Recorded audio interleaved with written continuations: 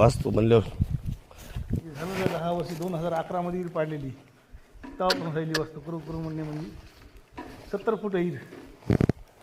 बाबा पुन्हा विशेष म्हणजे 50 फूटपर्यंत दगड नाही कडक, नुसता मुरुमच आहे.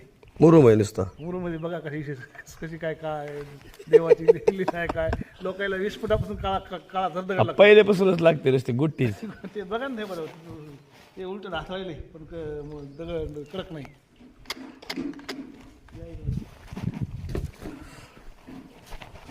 मग ते जून महिन्यात म्हणल्यावर जूनच्या नंतर कर, मग पाऊस येईन पुन्हा. जरा लवकर करायला, मे महिन्यात करायला पाहिजे तुम्ही.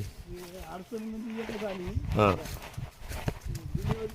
हां बरोबर सवासणी गिवासणीचा काहीतरी कार्यक्रम असतो असते ना. हा ते जमत नाही तर काहीतरी ते करायला. तर आता ह्या उन्हाळ्यातच करत होतं ना, ते यांचे ते घरचे 4-5 महिने गेलेत ना. पाणी पण लय गोड आहे,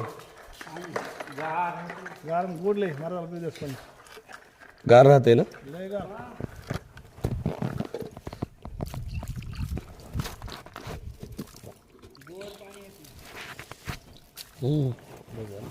झाड नाही, मस्त पाणी असं नाही का. कधी बी आलं की तर शेतातच फोन करायचा, शेतात आलो तुमच्या पुढे तुम्ही माझं मुकणार पाहुणं. अहो इथं शेतात गाडी आणून लावायची, इथं झोपायचं काम आहे मस्त लिंबा झाडा काय. काही तिथं आकडा बनवत तिथं मस्त. आता हे इथला काढायला इथे सोलार राहिलं, सोलार बसवायचे. आता 12 तारखेला सोलार यावे. इकडेच करावा आकडा. हां तिथं करायचं आपल्या रोड टेकला बाबा पाणी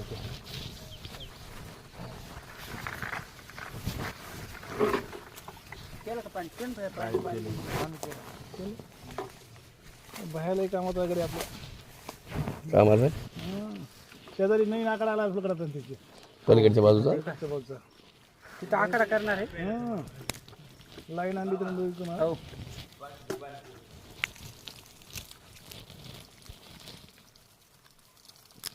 हो. बरं उगत आता ते पुन्हा घरच्या राहू द्या. नाही का. चलते आपल्या ते गावाला तरी आलं नाही तर आपल्याला निवांत मस्त व्हिडिओ पाहिजे. त्यांच्या परिबंध श्यामाच्या भैमुगाला बुरशी लागायली. काय आमच्या याला काय हे काय ढोबळा आहे ना, आपला ढोबळा आहे खालून खालच्या बाजूने. दुपारच्या टाइममध्ये तर नाही फॅन लागत नाही का कूलर लागत नाही, लय गार लागते. इकडून उसं इकडून सगळं भिजेल राहणे, पाण्याने भिजतं सगळं. पुन्हा बरं झालं.